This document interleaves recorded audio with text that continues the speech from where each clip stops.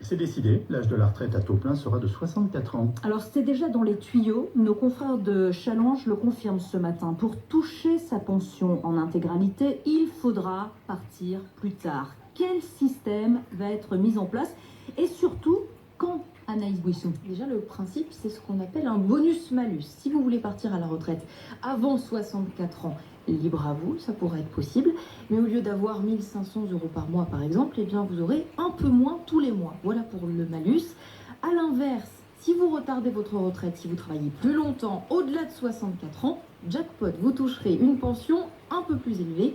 Le but, c'est de vous inciter à cotiser plus longtemps et ainsi à financer le système des retraites qui risque toujours d'être déséquilibré. Cet âge pivot, 64 ans, devrait être mis en place à partir de 2025 et il pourrait même être encore repoussé progressivement pour atteindre peut-être l'âge de 65 ans à l'horizon de 2037. Les explications d'Anaïs Bouissou pour RTL. Merci à vous. Encore une fois, on a un gouvernement qui prend les gens pour des imbéciles. Il nous avait dit, je ne toucherai pas à l'âge de départ à l'âge légal de départ à la retraite. De fait. Il l'a répété. De fait, ça ne bouge pas. Pendant toute la crise, mais oui. Mais dans les faits, ça En bouge.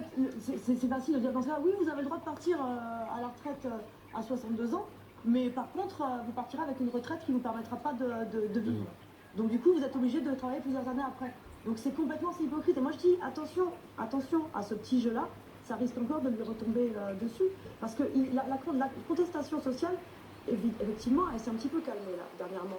Mais la déception, elle peut toujours revenir. La colère des Français, elle est toujours là. Et à prendre les gens pour des imbéciles, eh bien, ils risquent d'en récolter les fruits. Je ne veux pas, moi, faire d'économies sur le dos ni des retraités, ni de celles et ceux qui sont à quelques années d'aller à la retraite. Donc je ne bougerai pas, si vous voulez, ces paramètres, qui est le niveau de la retraite actuelle ou l'âge. Je ne proposerai pas de modifier durant le quinquennat à venir l'âge de départ à la retraite. Cela est fait depuis 20 ans, ce sont des mesures de changement paramétriques qui ne changent pas la philosophie du système, ni n'améliorent la confiance qu'ont les jeunes ou les moins jeunes en celui-ci. Tous les sondages le montrent.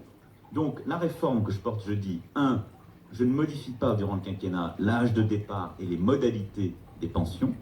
Dans les 5 ans à venir, moi je ne propose pas de décaler l'âge de départ à la retraite. Ça n'est pas juste et les sacrifiés, ce sont ceux qui ont aujourd'hui autour de 60 ans.